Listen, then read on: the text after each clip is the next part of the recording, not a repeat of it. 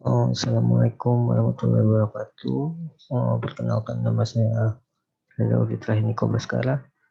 Di video kali ini saya akan menjelaskan tutorial materi dari uh, mata kuliah Teknik Data Mining. Di sini saya akan menjelaskan yang pertama itu teknik klasifikasi tentang algoritma C4.5. Yang kedua itu ada teknik clustering tentang k-means dan teknik asosiasi algoritma a priori. Yang pertama di sini ada algoritma C4.5. Pertama menjelaskan tentang algoritma C4.5 itu merupakan salah satu solusi atau kasus yang sering digunakan dalam pemecahan untuk masalah teknik klasifikasi. Nah, algoritma C4 ini berupa decision tree layaknya teknik klasifikasi lainnya. Adapun tentang penjelasan algoritma C4.5 itu sendiri, yaitu salah satu algoritma induksi pohon keputusan, yaitu ID3 atau iteratif jigsaw Mercer tree. Nah, di sini tuh input berupa sampel training, label training, dan atribut. Algoritma C.45 merupakan pengembangan dari ID3. Nah, mengapa disebut sebuah pohon keputusan? Pohon keputusan adalah sebuah struktur yang dapat digunakan untuk membagi kumpulan data yang besar menjadi himpunan record yang lebih kecil dengan penerapan serangkaian aturan keputusan. Dengan masing-masing rangkaian pembagian anggota himpunan hasil menjadi mirip satu dengan yang lainnya. Nah, di sini pun jika suatu set data mempunyai beberapa pengamatan dengan missing value, yaitu record dengan beberapa nilai variabel tidak ada. Jika jumlah pengamatan terbatas, maka atribut dengan missing value dapat diganti dengan nilai rata-rata dari variabel yang bersangkutan. Nah, untuk penyelesaian kasus di dalam algoritma C4.5 ini, ada beberapa elemen yang harus diketahui. Yang pertama itu ada entropi, gaya entropi atau S, yang merupakan jumlah bit yang diperkirakan dibutuhkan untuk dapat ekstrak suatu kelas lebih atau kurangnya dari sejumlah data acak pada ruang sampel S. Nah, di sini entropi dapat dikatakan sebagai kebutuhan bit untuk menyatakan suatu kelas. Semakin kecil nilai entropi, maka akan semakin entropi digunakan dalam mengekstrak suatu kelas.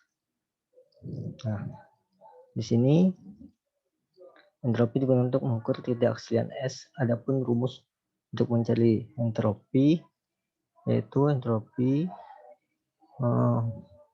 buka kurung S tutup kurung sama dengan min P log 2 Pi dikurang Pi log 2 P, di mana di sini keterangannya S dalam kurung merupakan ruang atau data sampel dengan pelatihan. P plus merupakan yang berjumlah yang berorasi positif atau mendukung pada sampel untuk kriteria tertentu. Dan P min jumlah yang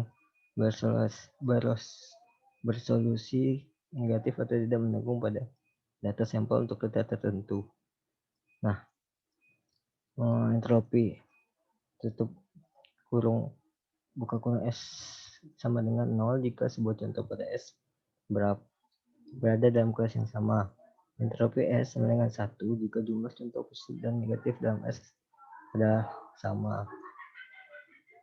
0 lebih besar entropi S, lebih kecil 1.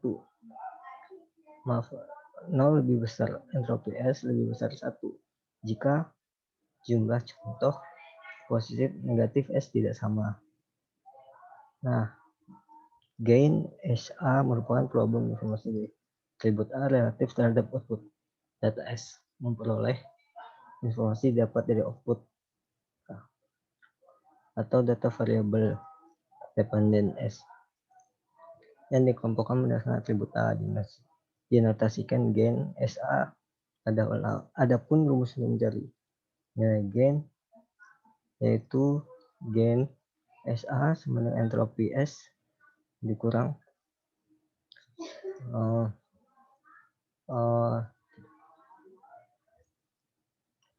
tidak sama dengan SI per S sama dengan entropi SI.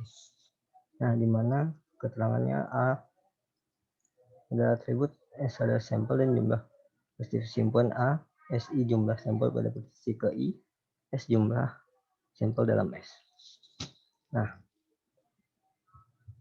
di sini ada studi kasus atau contoh kasus dan penyelesaiannya. Masalah yang akan dianalisis untuk mengklarifikasi calon pendaftar yaitu STMIC dalam pemilihan program studi khusus. Di sini ada sistem informasi atau sistem komputer, adapun data yang digunakan untuk pohon keputusan mengasih minat calon baru untuk mendaftar STMIC berdasarkan program studi strata atau S1. Adalah nama siswa, minat calon siswa, asal sekolah, jenis kelamin, hobi. Data selanjutnya dilakukan proses pengasilan data kasus yang dibentuk untuk menjadi proses pohon keputusan. Data yang tidak lengkap disebabkan adanya data yang kosong atau atribut yang salah. Dengan demikian pula dengan data minat calon yang baru yang mendaftar di STMIC XXX berdasarkan program studi strata 1. Ada sebagian atribut yang perlu sehingga processing perlu dilakukan sehingga database sesuai dengan ketentuan diperlukan. Nah, dalam studi kasus ini pertama data selection-nya itu data minat calon mahasiswa atau mahasiswa baru yang mendaftar di STMIC berdasarkan program setara 1 tersebut akan menjadi data kasus dalam proses operasional data mining. Data yang diambil sebagai atribut keputusan adalah hasil, sedangkan kolom yang disebut penentuan keputusan adalah ada nama mahasiswa, minat calon, asal sekolah, jenis kelamin, dan hobi. Nah, di sini ada juga data processing, data cleaning untuk menambah isi atribut yang hilang dan kosong. Ada juga data transaksi, data reduction. Nah, di sini ada tabel reduction di mana keterangannya itu untuk asal sekolah yang disebut SMK komputer yaitu yang berasal dari jurusan komputer dan jaringan, media dan rekayasa perangkat lunak. Sedangkan yang dikatakan sekolah umum yaitu sekolah menengah atas terdiri dari jurusan IPA maupun IPS. Dan yang dimaksud SMK teknik adalah yang berasal dari jurusan baik teknik elektro, teknik mesin, dan teknik mesin dan lain-lainnya. SI merupakan nilai atribut hasil sistem informasi dan SK merupakan nilai hasil dari sistem komputer. Nah, di sini setelah kita memperoleh data mining calon mahasiswa baru yang tercantum pada tabel sampel, langkah selanjutnya adalah menentukan entropi dan gainnya. Nah, yang pertama itu nilai entropi. Entropi total S sama dengan K hingga N sama dengan L dikurang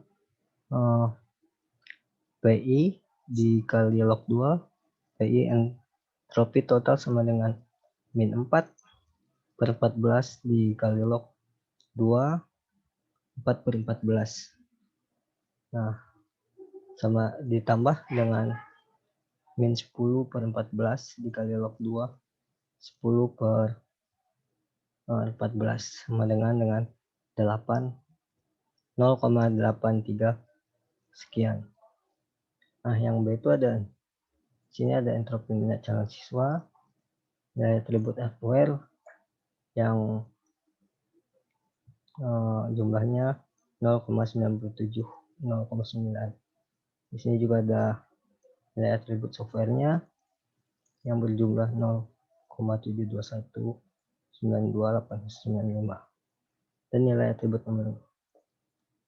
umum yang bisa dihitung adalah 0. Sini juga ada entropi histori pendidikan sekolah yang dihitung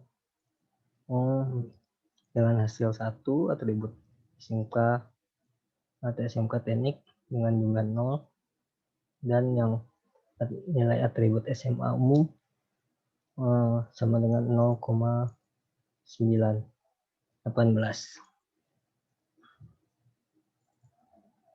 Nah, yang entropi jenis kelamin di sini ada atribut 1 dengan hasil 0,98, atribut kosong sama dengan 0. Nah, yang kedua ada nilai gain.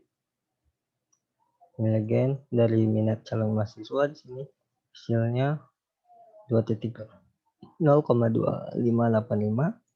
Nilai gain histori pendidikan di sini dengan jumlah 0,18385, dan nilai gain hobi sama dengan 0,0059, dan di nilai gain jenis kelamin ada 0,0059.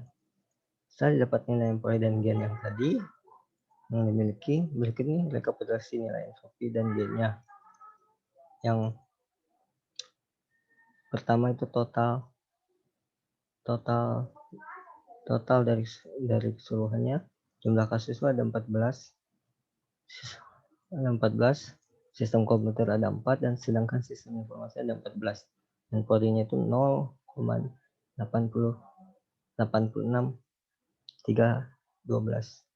Nah, di sini minat calonnya itu gainnya itu 0,258 dengan hardware Empori-nya 0,97, softwarenya 0,72, dan umumnya 0. Nah, total di sini juga ada total asal sekolah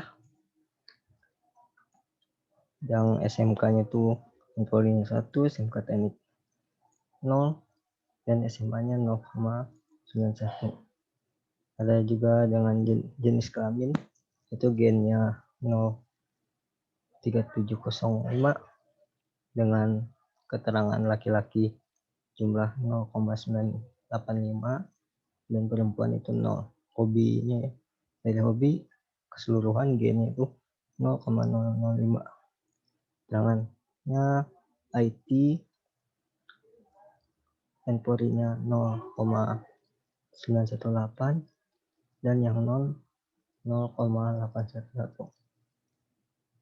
Nah, reporti hasil ini bahwasanya kriteria jenis kelamin memiliki nilai gain yang paling tinggi. Untuk fase selanjutnya adalah membentukkan tri ataupun keputusan. Nah, berikut pohon keputusan dari rekapitulasi nilai entropi dan gain.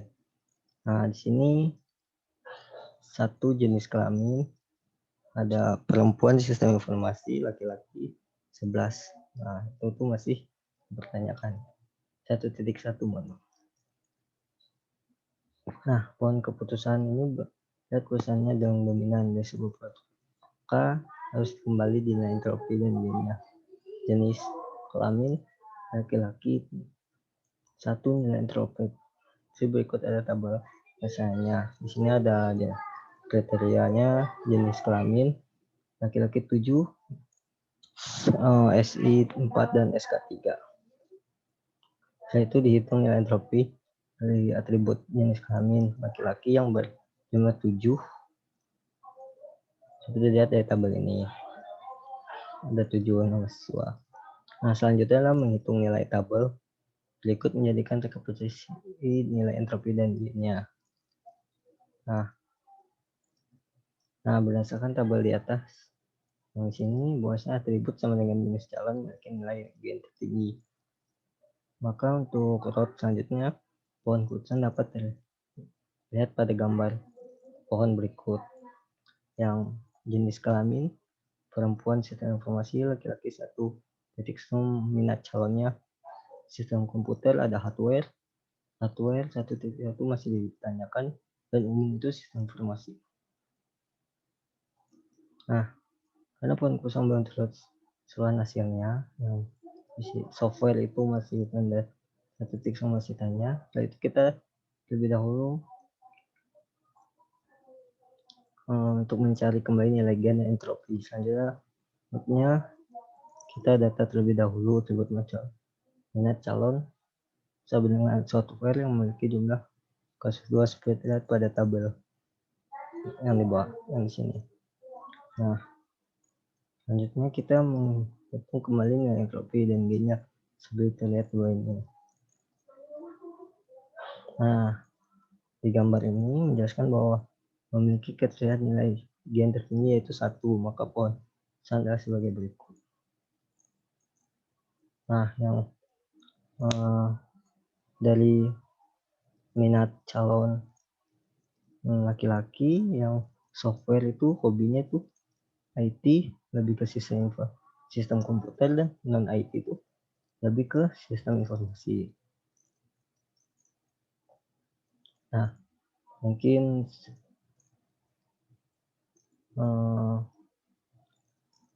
yang kesimpulan dari studi kasus di atas itu, maka basis pengetahuan yang terbentuk yaitu jika jenis kelamin sama dengan perempuan, maka hasilnya sistem informasi. Jika jenis kelamin sama dengan laki-laki dan minat calon hardware, maka hasilnya sistem komputer. Dan jika jenis kelamin sama dengan laki-laki dan minat calon sama dengan umum, maka hasil sama dengan sistem informasi.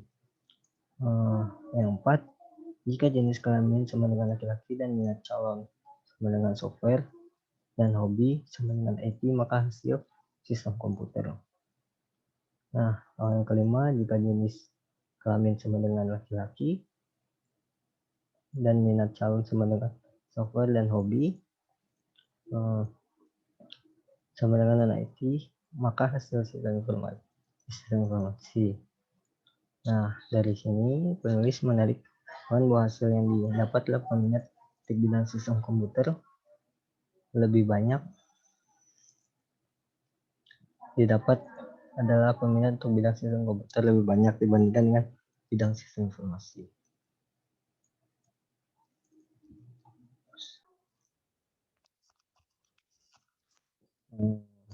Yang kedua, di sini saya akan menjelaskan tentang teknik clustering yang algoritma K-means. Nah, di sini saya akan menjelaskan di dalam web ini. Pertama, cluster. Menjelaskan apa itu cluster terlebih dahulu adalah kumpulan record yang mirip satu sama lain dan berbeda dengan record di cluster lain. Clustering itu sendiri mengacu pada proses pengelompokan record atau hasil pengamatan ataupun kasus-kasus tertentu dalam kelas-kelas yang memiliki kesamaan. Sementara itu, clustering berbeda dengan klasifikasi. Karena clustering tidak ada variabel target untuk kelompokan. Nah, sebagai tambahan, tugas dari clustering itu sendiri bukan mengklasifikasikan, memperkirakan atau memprediksi nilai variabel target.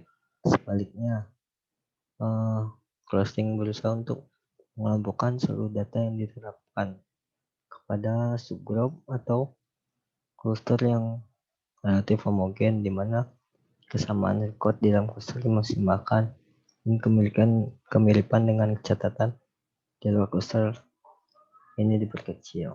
Nah, di sini K-means clustering sendiri merupakan algoritma yang efektif untuk menentukan clustering dalam kesimpulan data, di mana Pada algoritma tersebut dilakukan analisis kelompok yang mengacu pada pemartisian N objek ke dalam K atau kelompok cluster berdasarkan nilai rata-rata means terdekat.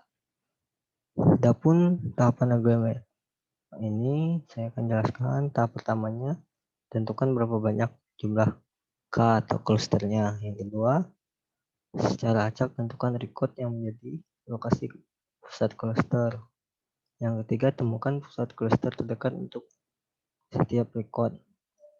Adapun persamaan yang sering digunakan dalam pemecahan masalah dalam menentukan jarak terdekat adalah persamaan Euclidean berikut. Nah, rumusnya di mana X dan X sama dengan X1, X2, X3 dan seterusnya X dan Y sama dengan Y1, Y2 yang ketiga ya, dan seterusnya. Sementara M mengatakan banyaknya nilai atribut dari dua buah record. Nah, yang keempat itu tentukan cluster terdekat untuk setiap data dengan membandingkan nilai jarak terdekat, lalu perbarui nilai clusternya atau cluster center sama dengan T hingga A I sama dengan N. A I per N. Ulangi langkah 3 sampai 5 sehingga tidak ada record yang berbeda cluster atau convergent.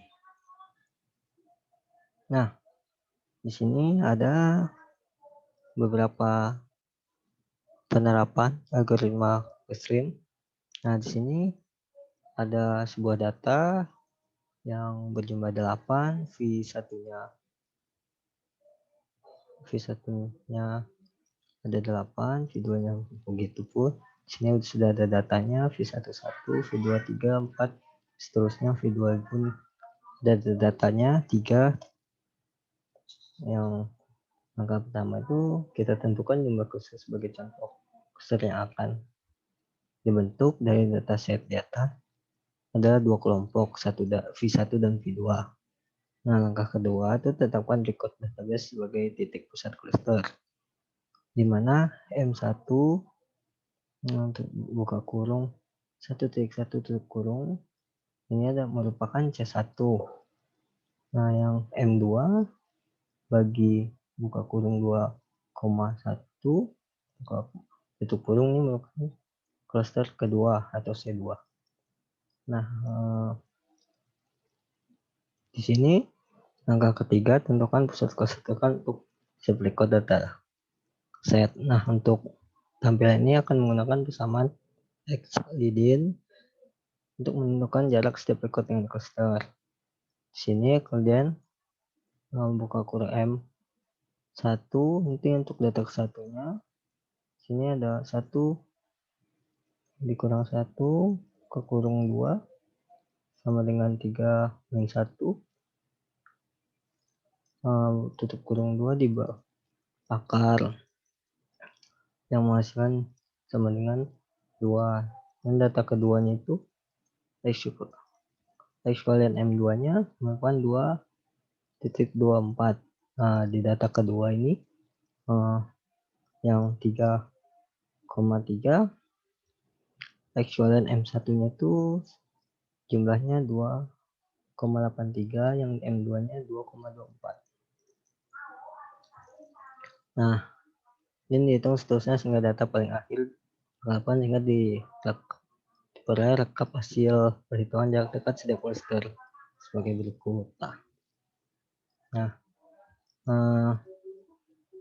setelah cluster atau dikelompokkan untuk setiap record ditentukan seperti pada tabel.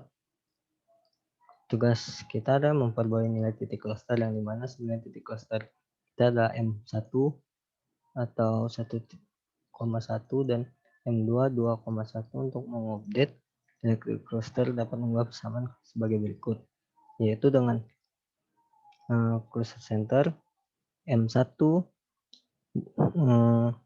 buka kurung X tutup kurung X per. Nah, di sini tuh ada rumusnya X1 ditambah X5 ditambah X7 per 3. Yang C1 itu closure centernya hasil 1 di closure M1 di Y sama dengan 2. Nah di cluster 2 di C2 ya X-nya itu 3,6 dan Y-nya itu 2,4. Nah di sini titik pusat cluster baru update-nya M1 pusat cluster 1 sama dengan 2, M2 3,6 dan 2,4. Nah, selanjutnya didapat. Nah, selanjutnya kita akan mengulangi langkah ketiga yang tadi guna menentukan kembali kelompok tiap data untuk menguji apakah terjadi permindahan kelompok pada data tersebut. Nah, sementara untuk penentuan kelompok dapat dilihat pada tabel di bawah ini yang iterasi 1. Saya lakukan penentuan cluster baru yang diupdate. Sebelumnya ditemukan ada satu data yang berpindah kelompokan pada iteras pertama belum konvergen, sehingga harus dilakukan penentuan kelompok kembali pada kedua dengan nilai titik pusat cluster yang harus diupdate ulang. Nah, penghitungannya itu pengelompokan melakukan ulang langkah ketiga dan 4 yang tadi. Nah, dan pada iterasi 2 tidak terjadi perpindahan kelompok pada setiap data dan ini, maka kelompok yang sudah dinyatakan sudah dioptimal dan penghitungan selesai. Sebenarnya inti dari terjadi banyak iterasi adalah pada saat pemilihan acak titik pusat cluster di awal, sebaiknya pilihlah titik pusat cluster yang memiliki selisih yang cukup jauh agar tidak banyaknya iterasi yang terbentuk. Selain itu, pastikan bahwa juga titik pusat cluster benar-benar menggambarkan atau mewakili kelompok pada data yang diingin dikelompokkan.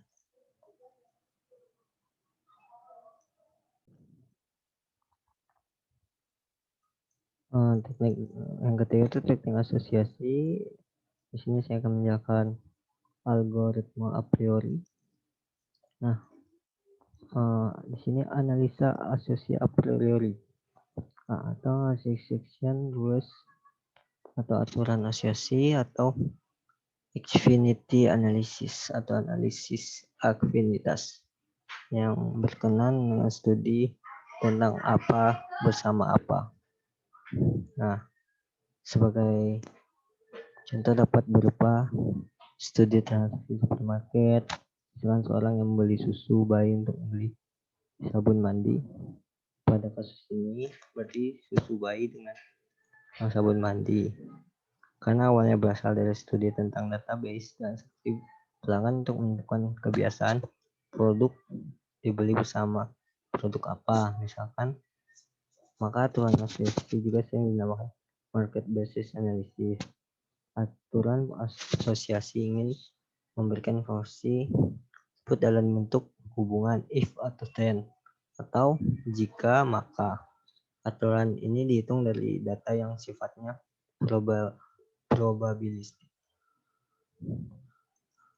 Nah, analisis asosiasi juga dikenal sebagai salah satu metode data mining yang menjadi dasar dari metode data mining lainnya. Khususnya salah satu tahapan dari analisis asosiasi yang disebut analisis pola frekuensi tinggi atau frequent pattern mining. Menarik perhatian banyak penelitian untuk menghasilkan algoritma yang efisien.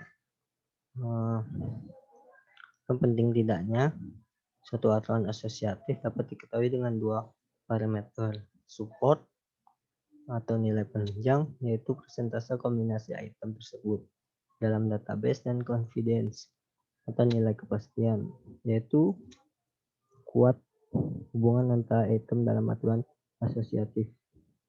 Analisis asosiasi didefinisikan suatu proses untuk menemukan semua aturan asosiatif yang mempunyai syarat minimum untuk support atau minimum support dan syarat minimum untuk confidence atau minimum confidence. Nah, di sini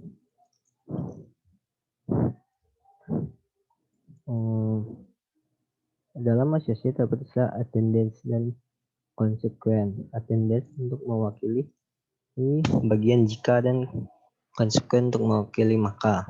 Dalam analisis ini, attendance dan konsekuen adalah kelompok item yang tidak punya hubungan saja bersama.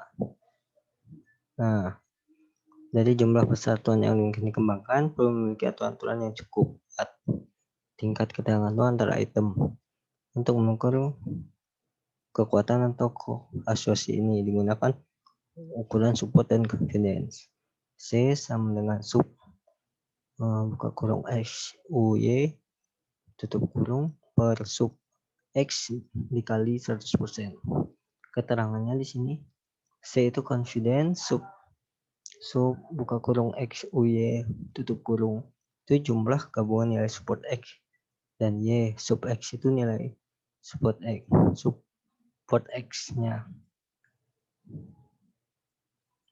Nah, langkah pertama algoritma Fourier adalah support dari setiap item dihitung dengan men-scan database.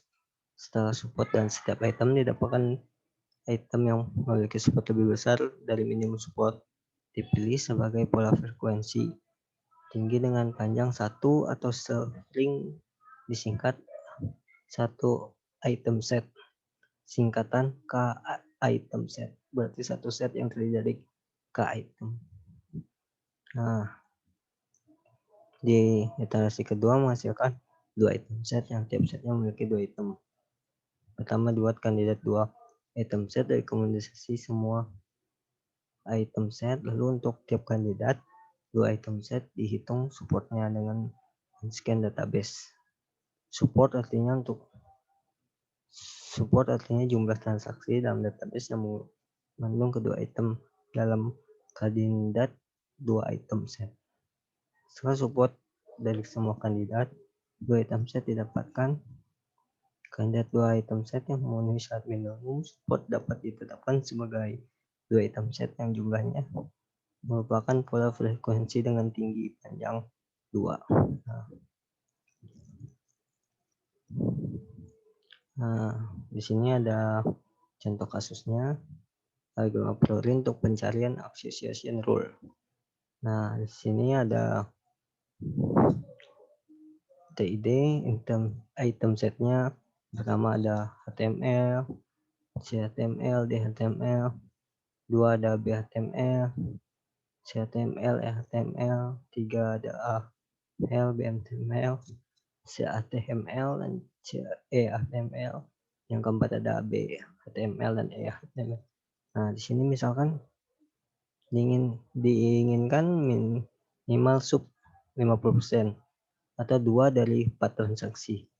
Nah, langkah pertama itu L1 sama dengan largo 1 item set, berarti item set A, B, dan C, D, E.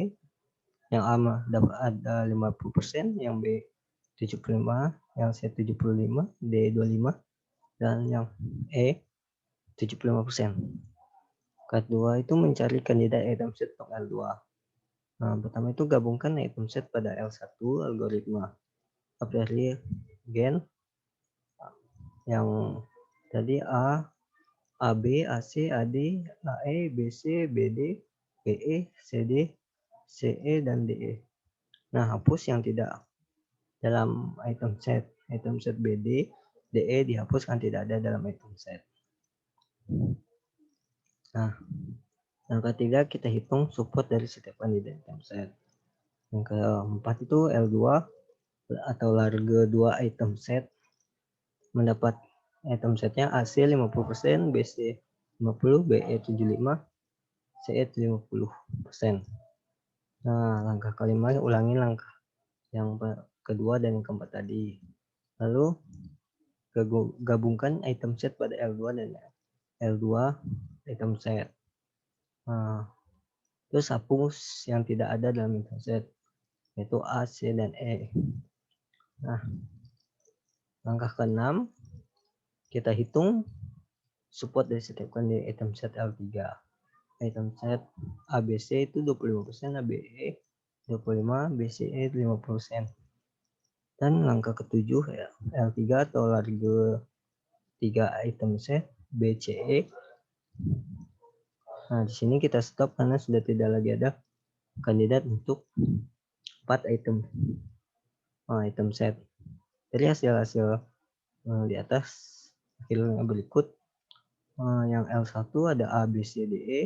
A itu 50%, B 75, C 75, D 25, E dan 5 di L2, C ada 50, BC 50, BE 75, dan CE 50%.